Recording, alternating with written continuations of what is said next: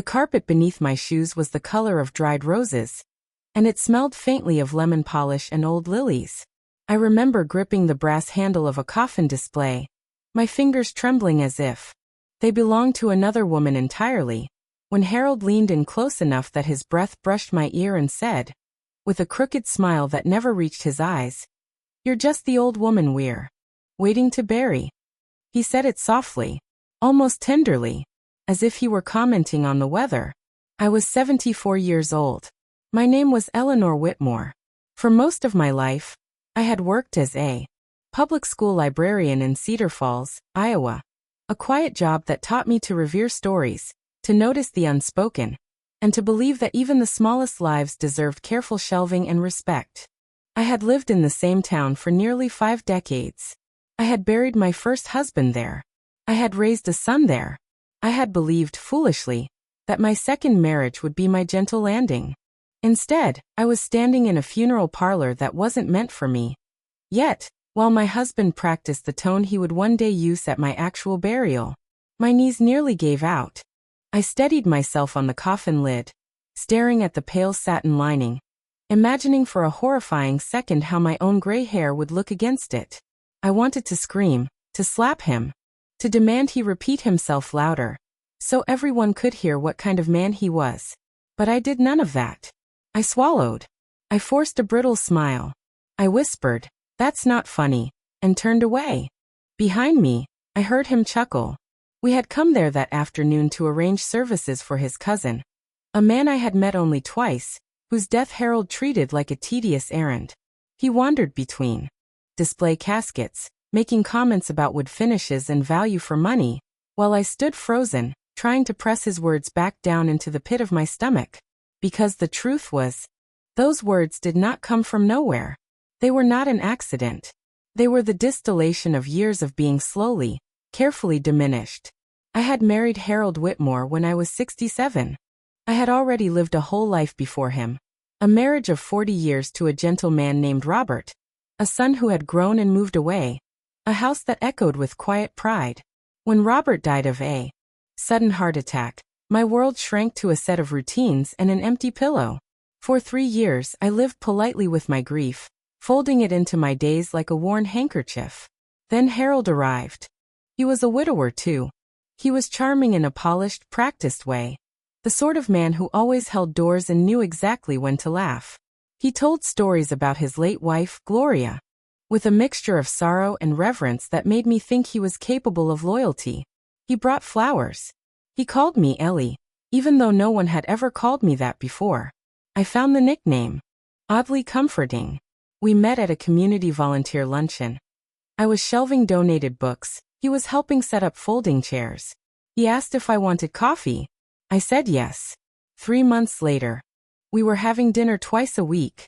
6 months later, he proposed at a riverside restaurant with a ring that glittered like a promise. What I did not see then were the tiny fractures beneath his charm. The way he corrected my stories mid-sentence. The way he laughed when I misremembered a date. The way he asked about my savings with a curiosity that felt almost too focused. I was lonely. I was tired of sleeping in an empty bed. I wanted to believe that life still had a gentler chapter waiting for me. So I married him.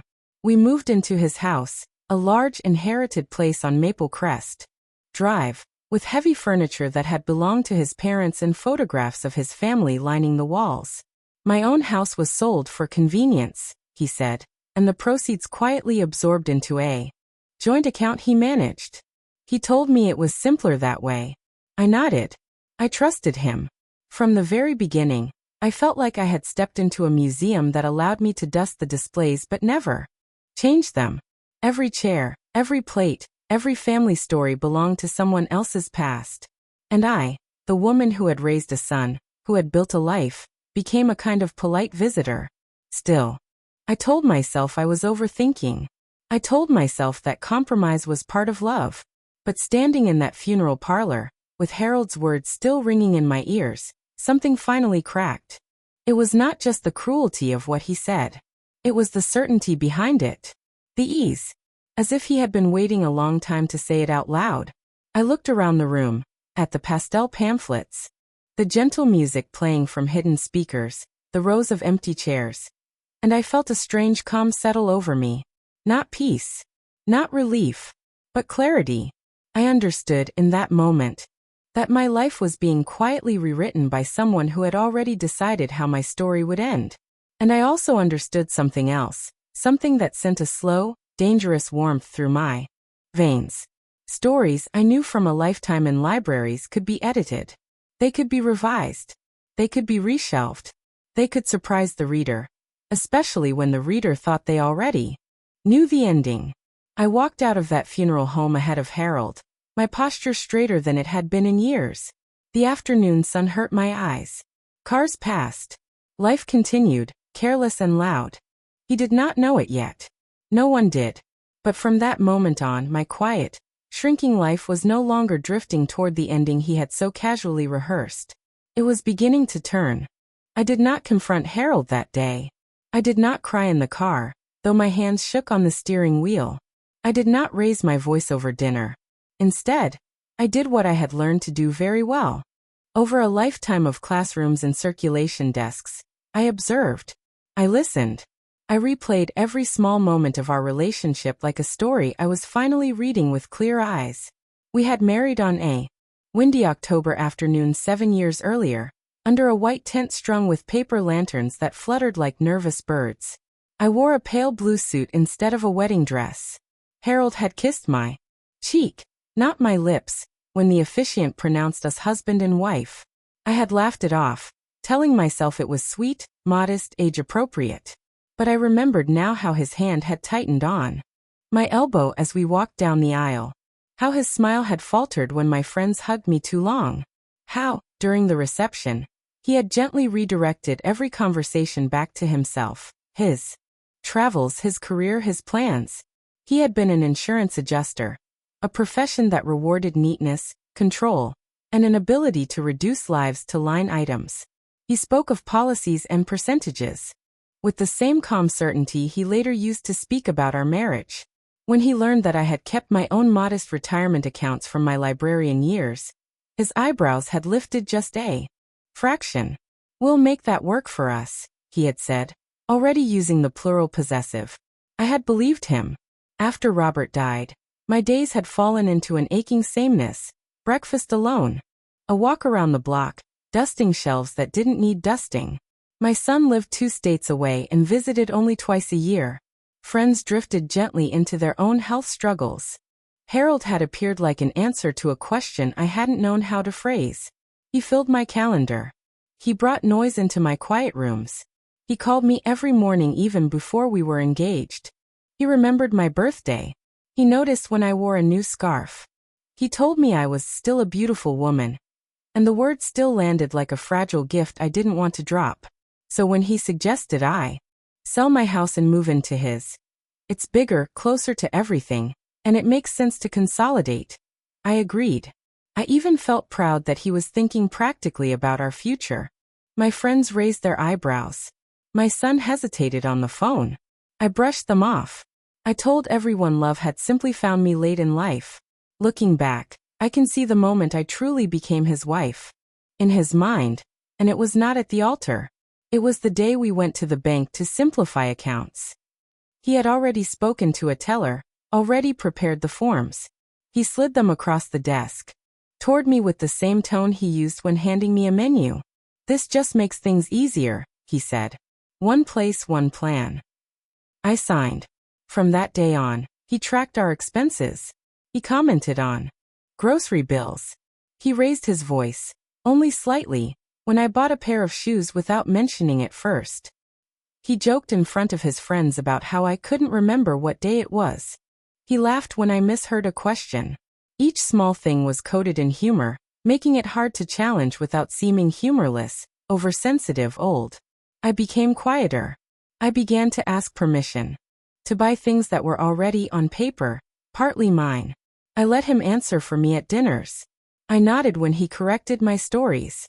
And then there was Daniel, his son from his first marriage. Daniel had been polite from the beginning but never warm. He shook my hand instead of hugging me.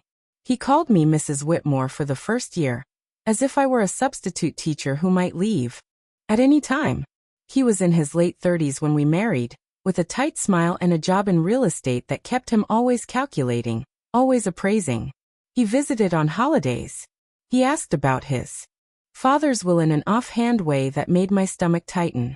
He never asked about my son. Once, when I had made a casserole for Thanksgiving, he had smiled thinly and said, "Dad always liked Mom's better." It was said lightly. It landed heavily. Harold had laughed. "You can't beat tradition," he had said, patting Daniel's shoulder. I had forced a smile and served myself a smaller portion. By the time my health began to falter, the dizziness, the breathlessness, the persistent cough, my world had already shrunk to the size Harold found comfortable. He drove me to appointments. He spoke for me to doctors unless I interrupted. He reminded me to take my pills in a voice that made me feel like a child who had misplaced her lunchbox.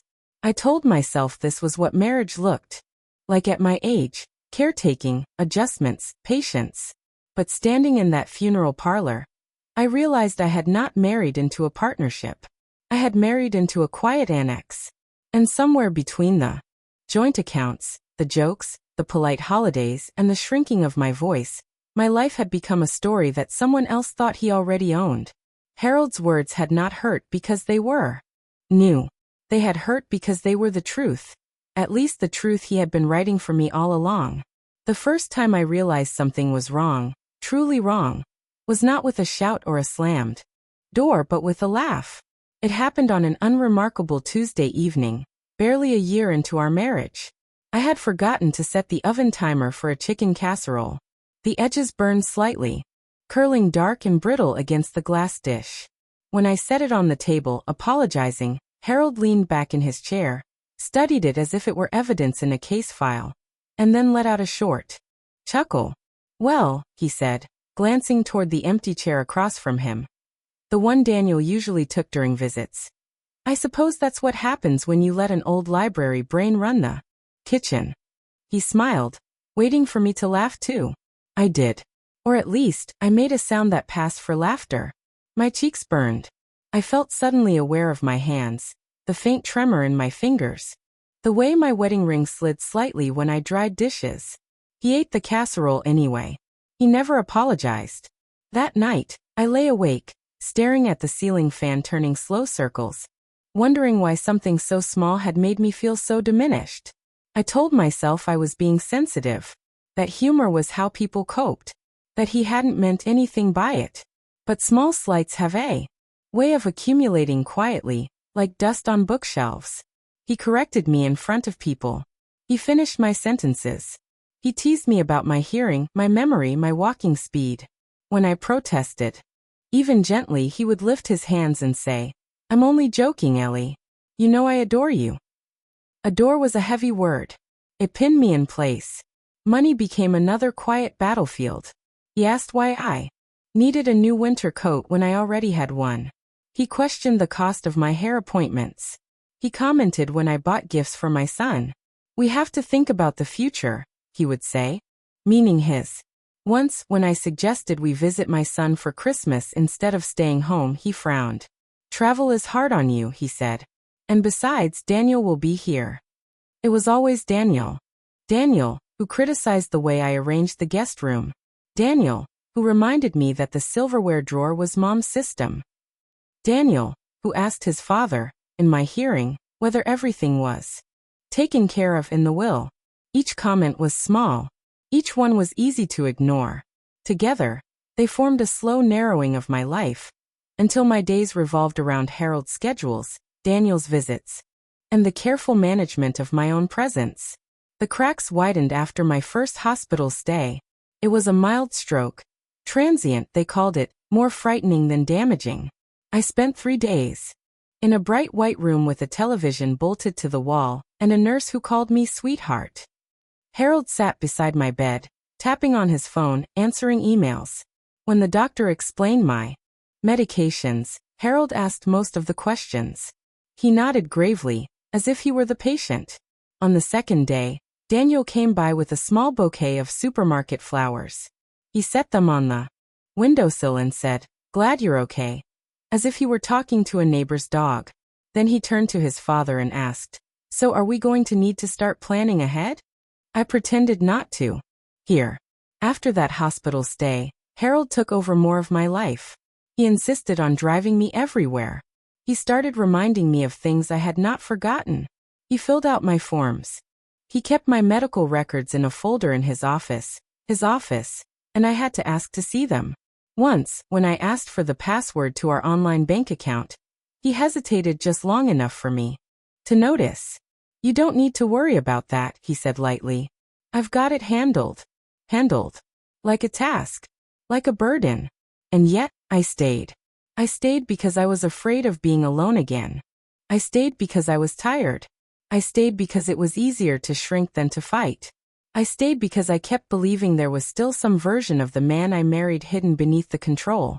But the jokes grew sharper. The patience thinner. His sighs heavier. His kindness conditional. He once said during a dinner with friends, "Ellie doesn't really understand investments, she just trusts me." Everyone laughed. I smiled. My chest felt hollow. I began to notice how he spoke about aging, about other people's aging. He would shake his head over the newspaper and mutter, "Once you're past 70, you're basically living on borrowed time." He said it casually, like a fact. Each time, my heart beat a little faster. By the time I stood in that funeral parlor, hearing him rehearse my own disappearance, the cracks were no longer small. They were the shape of my life. And somewhere deep inside, beneath the fear and the habit and the quiet resignation, something else had begun to stir. A memory of who I had been before I learned to make myself small. Daniel had always been there, like a shadow that stretched longer the closer evening came. The first time I met him was at a Sunday lunch, 3 months after Harold and I started seeing each other. He arrived late in a tailored gray coat, carrying a bottle of wine that cost more than any I had ever bought. He shook my hand, nodded once and said, "Nice to meet you, Eleanor." His eyes flicked briefly to the modest living room, the crocheted throw on the armchair, the family photos on the shelf. I felt, in that instant, as if my entire life had been quietly appraised. We sat down to eat. Harold did most of the talking, telling stories about his work, his travels, his past. Daniel listened, nodding, occasionally adding a short comment. When Harold mentioned my job at the library, Daniel smiled politely. "That must be peaceful," he said, as if searching for a kinder word. I tried to ask him about his work. He described selling properties in neighboring towns, flipping old houses, adding value. The phrase stuck with me, adding value. I wondered, not for the last time, what he thought my value was. After Harold and I married, Daniel's visits became ritualized. He came on major holidays, always with a gift for his father and a neutral, vaguely thoughtful offering for me. A candle, a scarf, a box of chocolates. He never lingered in conversation. With me, he asked about my health with professional politeness. He asked about the house with proprietary interest. Once, while helping me clear the table, he said quietly, "Dad's house has a lot of history. Mom poured everything into it." I had nodded. I'm sure she did. He had paused, his hands resting on the back of a chair. "It's important to keep things the way she liked them." It was not a request. It was an instruction. From then on, I was careful not to move furniture, not to change decorations, not to replace the heavy floral curtains that blocked the afternoon light. When I suggested repainting the guest room, Harold frowned. "Daniel wouldn't like that," he said. It was always Daniel. I learned, over time, that he visited more often than I thought, not always in person, but through phone calls and emails. Harold's office door would close, voices lowering. I would hear Daniel's name repeated like a refrain. They spoke about finances, investments, long-term planning. They spoke as if I were not in the house. Once, when I entered the room unexpectedly, their conversation stopped mid-sentence. Harold smiled too quickly. Daniel cleared his throat.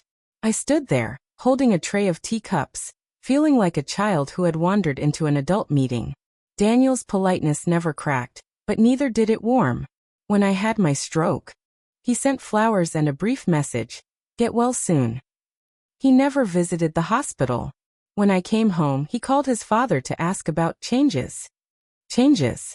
As if my body were a house he might renovate. The rivalry I felt was quiet, unspoken, and entirely one-sided. Or so it seemed at first. I was competing with a ghost, his mother, and with a future that had already been sketched. Without me, Daniel was not cruel in obvious ways. He did not raise his voice. He did not insult me directly. Instead, he erased me. He spoke about Dad's retirement plans, as if I were not part of them. He referred to the house as home, never your home. He asked about inheritance structures, with the confidence of someone who had already pictured the outcome. One evening, after he had left, I asked Harold gently, "Have you and Daniel been talking about the will?" Harold's eyes narrowed just a fraction. "Of course. He's my son. And me." I asked. "You'll be taken care of," he said. "Don't worry." Taken care of. Like a dependent. Like an obligation. I wanted to believe him. I wanted to feel reassured. Instead, I felt invisible. Daniel was not loud. He was not dramatic. He was simply persistent. Like ivy creeping along a wall, slowly covering everything beneath it. And Harold, whether he realized it or not, allowed him to grow. By the time Harold made that comment in the funeral parlor, I already knew who he was speaking for. He was not just practicing his cruelty. He was practicing their future. The house on Maple Crest Drive was beautiful in the way old things often are, solid, well-kept, proud of its age. White columns framed the front porch. Tall windows reflected the maple trees lining the street. Inside, the floors creaked softly, as if whispering stories to themselves. It was also unmistakably not my house. From the moment I moved in, I felt like I had entered someone else's memory. Gloria's memory. Harold's parents' memory. Daniel's childhood memory. My own past. The little blue house where I had raised my son. Where Robert had built a backyard bench with his own hands. Was gone, sold, absorbed into an account I no longer controlled. Harold showed me where my things could go. Not where I wanted them, but where they fit. My bookcases were squeezed into the spare room. My framed family photos were allowed on a narrow shelf in the hallway. "Just a few," Harold said, glancing at Gloria's large wedding portrait in the living room. My kitchenware was rearranged to match Gloria's old system, as Daniel insisted it was more efficient. At first, I told myself it was temporary, that once we were settled, we would make the house ours. We never did. Every suggestion I made, new curtains, a different sofa arrangement, replacing the faded rug, was met with hesitation. "That's how Mom liked it," Daniel would say. "That's how we've always done it," Harold would add. My clothes were relegated to one side of the closet. My toiletries were moved to the lower shelf of the bathroom cabinet. My presence was accommodated, not integrated. And then there were the small, cutting reminders. Once, while we were hosting a dinner for Harold's old colleagues, I overheard him say, "Gloria used to make a wonderful roast. Ellie tries." Of course. The laughter that followed felt like it echoed inside my chest. Another time, when I asked if I could host my book club in the living room, Harold hesitated. "That room is more formal," he said. "Maybe the kitchen would be better." The kitchen. My place. I began to spend more time in the spare room, with my books and my memories. It became my refuge, a quiet corner where I could be myself without feeling observed. I would sit by the small window in the afternoons, watching the light change, and remember my old house. Remember Robert's laugh. Remember the way my son used to sprawl on the couch doing homework. Sometimes, I wondered if I had not just moved houses, if I had moved into a life that was never meant to include me fully. Harold treated the house like an investment. He talked about property values and resale potential. Daniel talked about renovations that could add value. They walked through rooms discussing future changes that did not involve me. Once, I followed them down the hallway, listening to their voices bounce off the walls, and realized with a hollow clarity that they were planning a future in which I was not present. My health made everything worse. As I moved more slowly, as I grew more tired, the house seemed to grow larger. Stairs became obstacles. Rugs became hazards. Harold would sigh when I asked him to move a heavy box. "You should be more careful," he would say, as if my body were an inconvenience. I felt like a guest overstaying her welcome in a home she had helped pay for. There was one small rebellion, a blue ceramic bowl I placed on the coffee table. It had belonged to my mother. Harold noticed it immediately. "That doesn't really go," he said. I smiled faintly. "I like it." He removed it 2 days later. The house taught me something important, something I did not fully understand at the time. It taught me that space is power, that ownership is voice, that the absence of your belongings slowly erases your sense of belonging. By the time my health began to truly falter, I no longer felt like a wife living in her home. I felt like a long-term guest, waiting for checkout. My health did not collapse all at once. It receded, quietly, the way daylight slips from a room when no one is paying attention. At first, it was small things, breathlessness on the stairs, a faint ringing in my ears when I stood up too quickly, a heaviness in my chest that I blamed on age and nerves. I made doctor's appointments, scribbled notes in my planner, and tried to keep my routines intact. Harold noticed, but in the way one notices a dripping faucet, as something that needed managing. He insisted on driving me to my appointments. He carried my purse. He answered questions directed at me. When I corrected him, he smiled at the doctor and said, "She forgets things sometimes." Sometimes became often. Often became always. I was prescribed medications I did not fully understand. Harold organized them into a pill box and kept it on his side of the nightstand. He reminded me when to take them, watching me swallow like a concerned parent. At first, I was grateful. It felt like care. It felt like attention. Then it began to feel like surveillance. He commented on what I ate. He frowned if I skipped a walk. He sighed if I asked to rest. He told friends that I was not as strong as I used to be, even when I was standing right there. One afternoon, I overheard him on the phone, his voice low and practical. "She's declining," he said. "We may need to adjust things." Adjust things. I sat in the spare room, my heart pounding, my hands clenched around the arm of the chair, and wondered what exactly he was adjusting, my care or my place. The whispers started soon after. At a neighborhood gathering, I heard someone ask Harold if I was doing okay. He smiled and said, "We're taking it, day by day." It sounded brave. It sounded noble. It made me feel like a patient in my own life. Daniel began to check in more frequently. He called his father. He asked about long-term plans. He asked about contingencies. He never called me. At night, lying in bed beside Harold's even breathing, I stared into the darkness and listened to the house settle around me. I felt like I was already becoming a memory. And then came the comments, the quiet ones, the ones meant to sound lighthearted. "You're slowing down, Ellie," Harold would say with a small smile. "Don't worry. We'll take care of you. We'll make sure everything is arranged. Don't stress about the future." Each sentence felt like a brick in a wall being built around me. I began to notice how often he mentioned death, other people's deaths, distant relatives, old neighbors. He spoke of them with the same calm practicality he used when discussing investments. When a neighbor passed away, he shook his head and said, "That's what happens at that age." He glanced at me, as if taking note. I laughed weakly, pretending not to understand. But my world was shrinking. My days became quieter. My voice softer. My opinions less frequent. I told myself it was just age.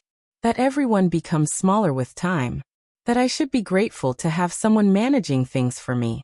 But deep inside, a stubborn ember of myself still glowed. I began to keep a small notebook in the spare room, a habit from my librarian days.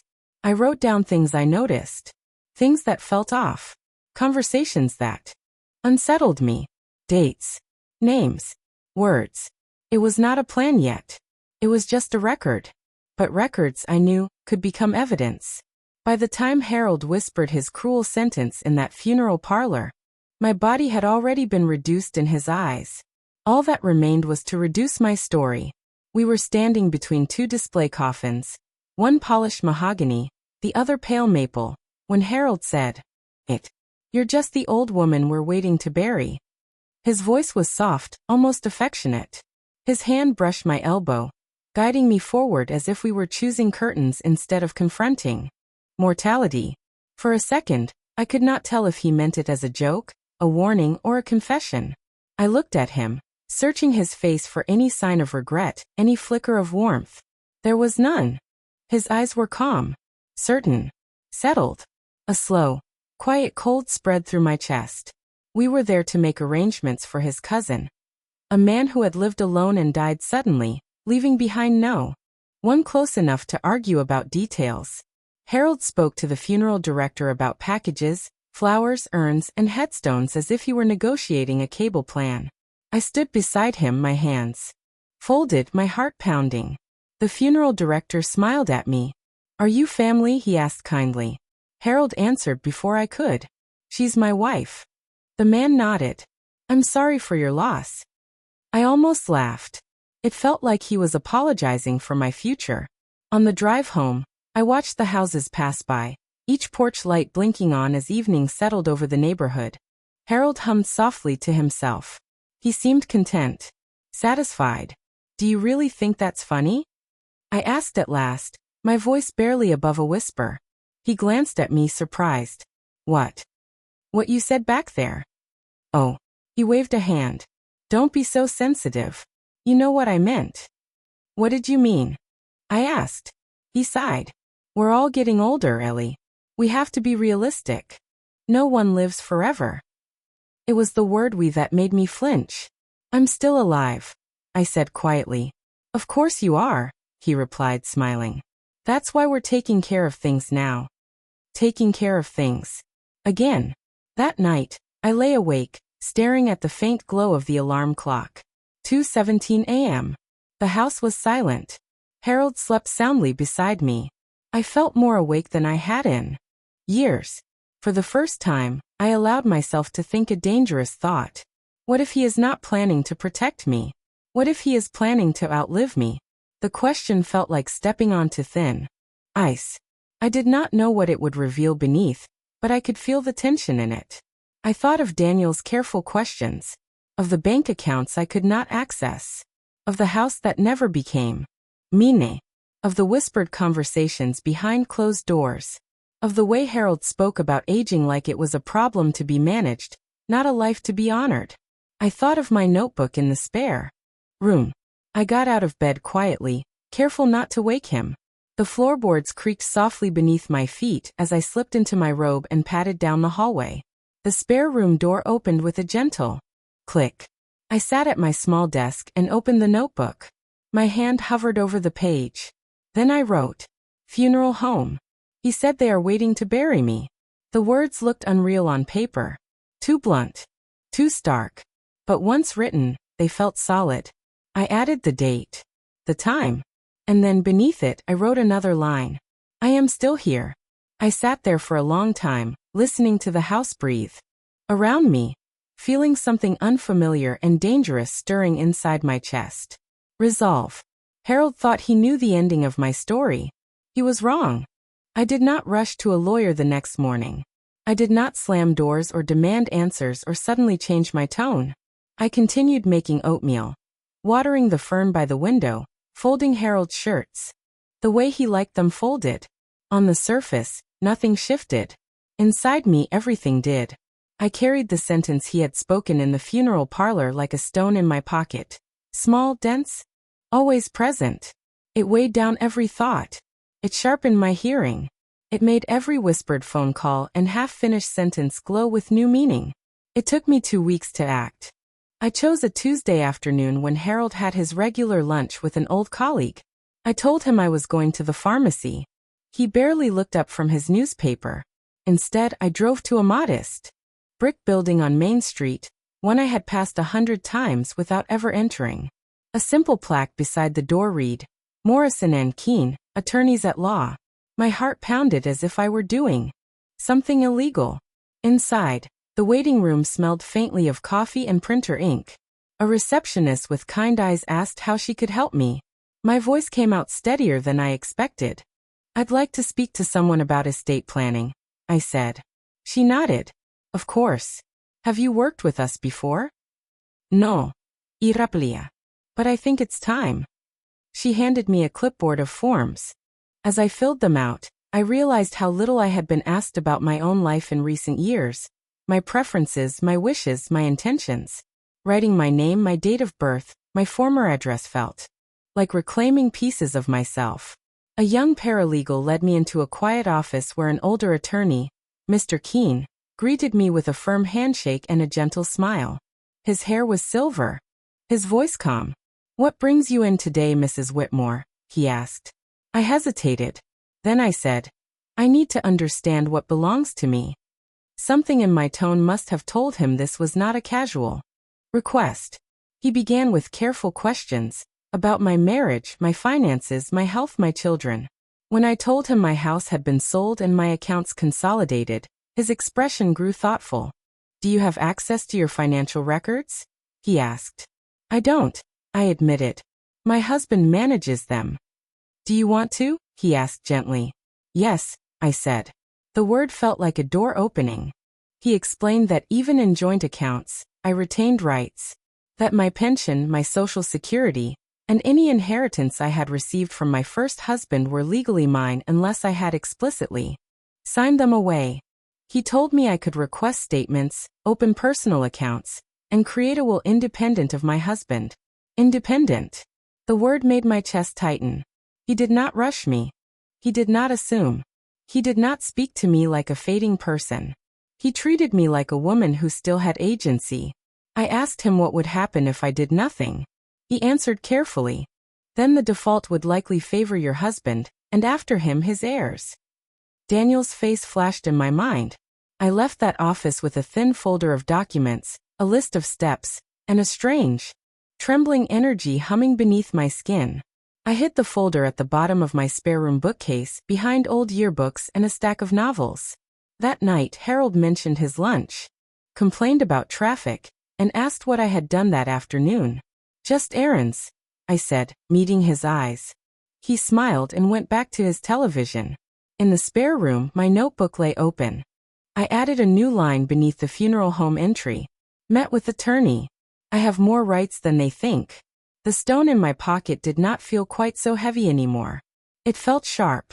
It took 3 more visits to Mr. Keene's office before I fully understood what I still owned. I had assumed, as Harold seemed to want me to assume, that my life had been quietly folded into his. That whatever I had once built now belonged to him by default. I had been wrong. With the patient precision of someone accustomed to untangling complicated histories, Mr. Keene helped me reconstruct my financial past. We requested archived statements, pension records, and old settlement documents. We made calls. We waited for envelopes to arrive that bore my name alone. Not his, not ours, but mine. Each envelope felt like a small act of defiance. My librarian pension, modest but steady, was entirely mine. The life insurance Robert had left me, something Harold had once vaguely referred to as already handled, was still in my name. A savings account I had opened decades earlier, nearly forgotten, remained untouched. Even part of the proceeds from my old house sale could be traced back to an account I had the right to separate again. "You have more than you think," Mr. Keene said gently, sliding a neat summary across his desk. I stared at the numbers, my heart racing. It was not wealth that would make headlines, but it was independence. It was enough to choose, enough to protect, enough to speak. I asked him what would happen if Harold passed away before me. He explained calmly that without my own will, much of what we shared, and even some things that were truly mine, could pass according to his will and state defaults. Daniel, as his primary heir, would be positioned to inherit nearly everything. "What about me?" I asked. "You would be provided for," he said. "But you would not be in control." Not in control. Again, I thought of the spare room, the lower bathroom shelf, the blue bowl that disappeared, the words from the funeral parlor. I knew then that this was not just about money. It was about authorship. My life had been narrated by someone else for too long. I asked Mr. Keene what it would take to write my own ending. He told me. Over the next weeks, I quietly took steps. I opened a personal account in my name only. I redirected my pension deposits. I requested new debit cards. Each letter, each confirmation email, felt like reclaiming a stolen paragraph. At home, I remained the same, quiet, compliant, predictable.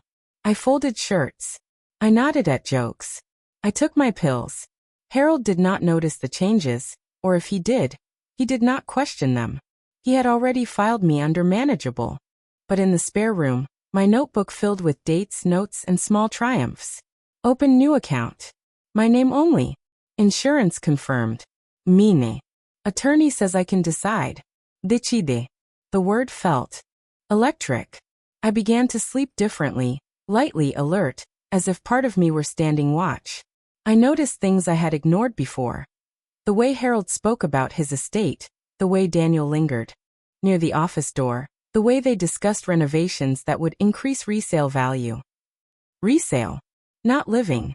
One evening, as Harold sorted papers at the dining table, I asked casually, "Do you have a will?" He looked up, surprised. "Of course. Why?" "Oh, just thinking about things," I said lightly. He smiled. "Everything's in order." I nodded. I did not ask what order meant. I already knew what mine would mean. I was no longer a passive figure in their quiet plans. I was becoming the author of a story they had never bothered to read carefully. Once I knew what I owned, I began to remember who I had been. It started with Robert.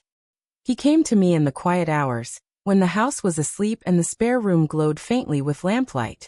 I found myself thinking about the man I had married at 23, the gentle high school math teacher who had once driven 2 hours in a snowstorm just to bring me soup when I had the flu.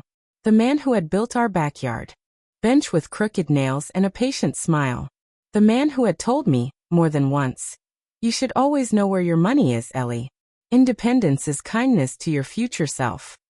I had forgotten how much he had insisted on that. How he had walked me through bank statements. How he had encouraged me to keep my own savings even after we married. How he had trusted me with every decision. When he died, I had folded that independence into grief. I had not realized how much of it I had slowly surrendered to Harold. I took out old photo albums from a box in the spare room. Pictures of my son as a child, of Robert and me on a lake dock, of our small blue house with its peeling paint and its stubborn roses. I felt something inside me stretch and wake up. I was not a fading annex of someone else's life. I had been a whole life. I had raised a boy. I had paid bills. I had managed a household. I had built routines and traditions and memories that were entire mine. My son called one evening, and for the first time in years, I did not rush the conversation. "You sound different," he said. "I feel different," I replied. "I've been doing some thinking." I did not tell him everything. Not yet. But I told him I loved him. I told him I was proud of him. I told him I was going to make some changes. He hesitated. "Are you okay?" "Yes," I said. And for once it felt true. Robert's memory did not make me sad the way it used to. It made me resolute. It reminded me that love was not supposed to shrink you. It was not supposed to make you feel like a guest in your own life. It was supposed to steady you. That clarity reshaped the question in my mind. This was not about punishing Harold or Daniel. This was about restoring balance. It was about making sure that the life I had lived, the first marriage, the years of work, the quiet sacrifices, was not quietly absorbed into a future that treated me like an afterthought. I did not want revenge. I wanted recognition. I wanted my story to be honored. And I knew exactly where that honor would live. In the pages of a will. The will did not come together in a single, dramatic afternoon. It unfolded slowly, deliberately, like a careful piece of stitching. On my 4th visit to Mr. Keene's office, he laid a yellow legal pad in front of me and said, "Tell me what you want your legacy to look like." Legacy. The word felt heavy in my mouth. I had always thought of legacy as something grand.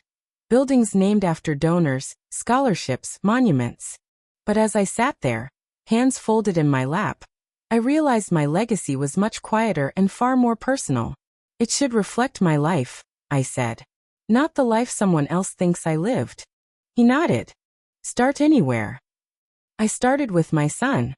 I described the little blue house. The nights I had stayed up sewing Halloween costumes. The way Robert and I had saved for college. The letters my son still sent me on my birthday. Mr. Keene wrote as I spoke, pausing only to clarify names and details. Then I spoke about the library, the shelves I had organized, the children I had watched grow, the literacy program I had helped build. I told him about the scholarship fund the town maintained in memory of a beloved teacher. I had donated to it quietly for years. I'd like to leave something. There, I said. He smiled. Of course. Then came the harder part. My husband, I said. Mr. Keene waited. I don't want to leave him with nothing, I continued slowly. But I also don't want my life's work to disappear into his family's plans. He did not ask why. He did not look surprised. He simply nodded. We structured provisions that would ensure Harold was supported. Housing security. A fixed allowance, without giving him control over what remained mine. It was careful, precise fare.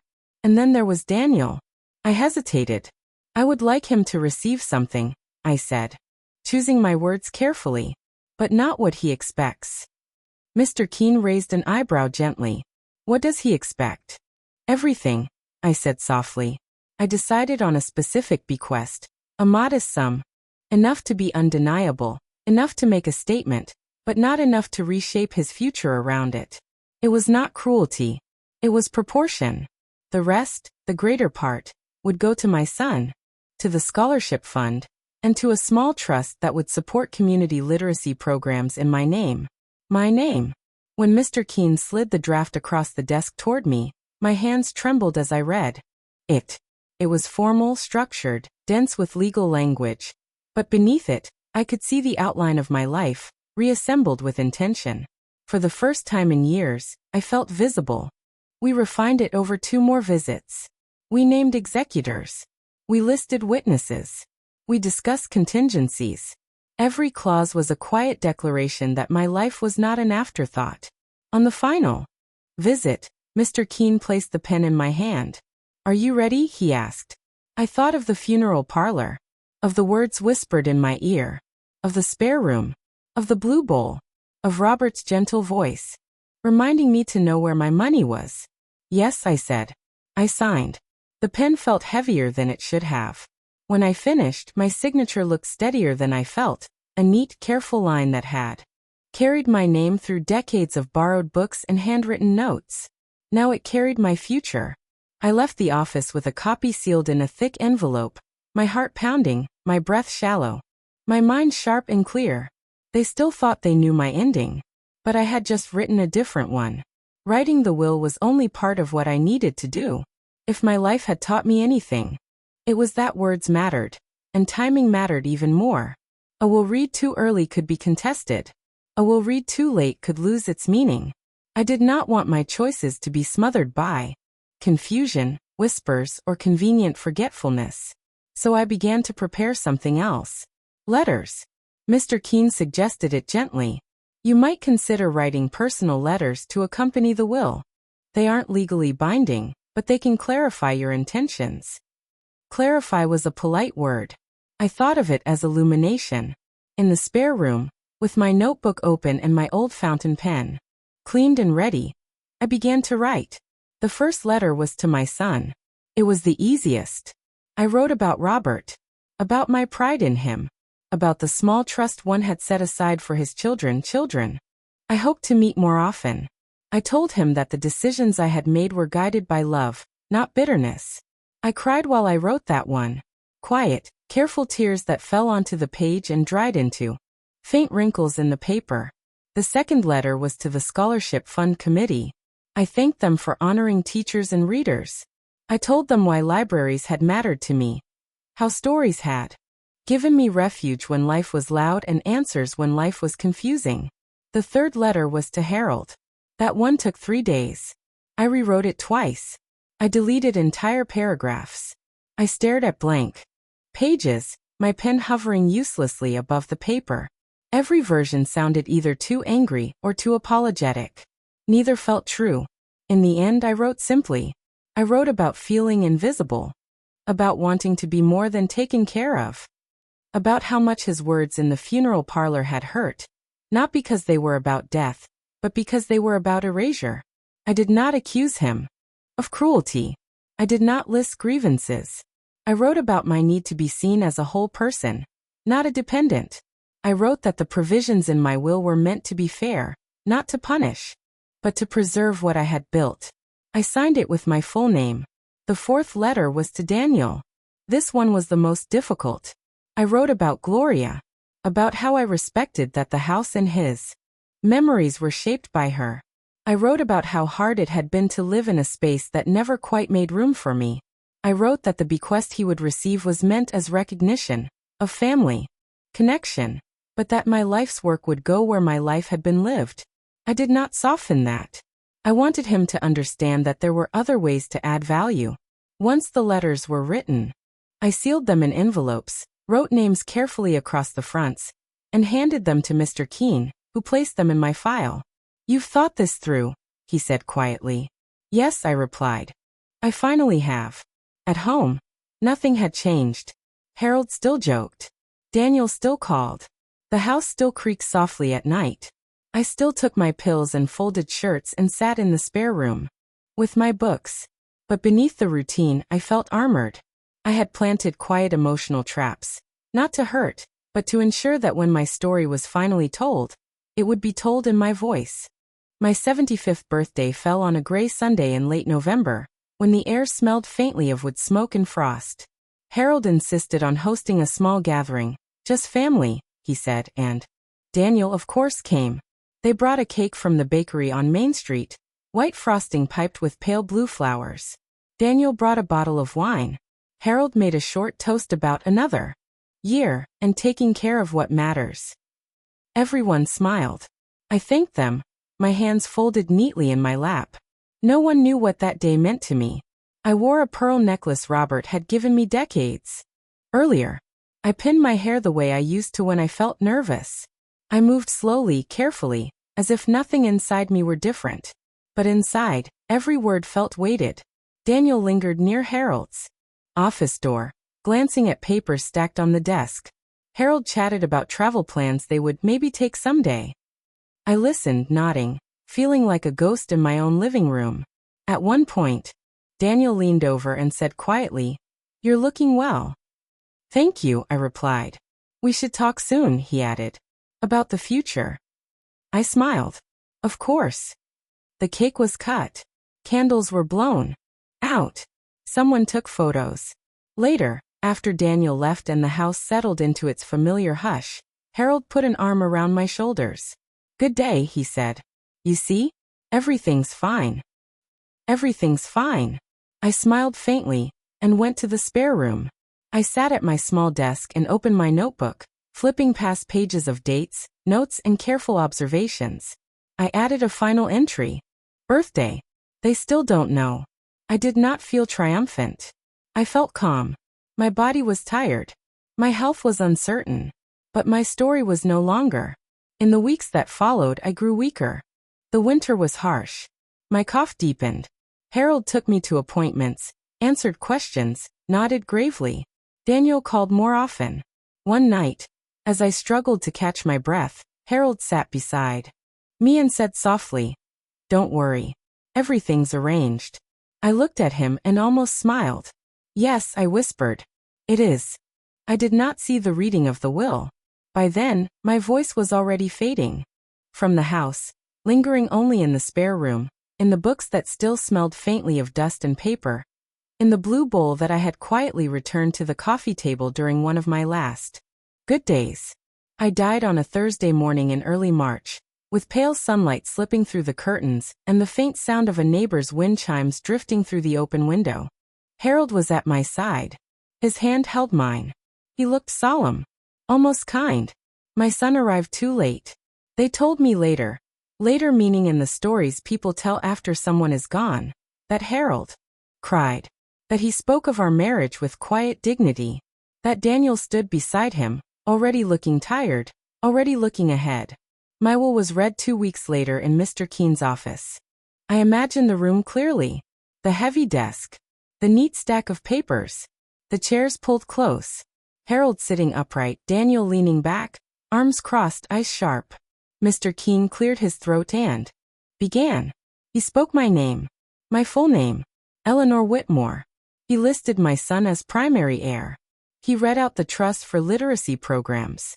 He read the scholarship donation. He outlined the provisions. For Harold, housing security, a fixed allowance, legal clarity. Harold nodded politely. Calm. Reassured. Then Mr. Keene named Daniel. The modest sum. The specific bequest. No property. No controlling interest. No sweeping inheritance. Silence. Daniel's chair scraped softly against the floor. That's it, he asked. Mr. Keene nodded. That is what Mrs. Whitmore specified. Harold frowned. There must be a mistake. There is not, Mr. Keene replied calmly. And then the letters were presented. The first to my son. He read it quietly, his eyes wet. The second to the scholarship committee. They would read it later. The third to Harold. I imagine his face changing as he read my words. The simplicity, the clarity, the gentle firmness. I imagine his hands tightening on the paper. I imagine the room growing quieter. Then came Daniel's letter.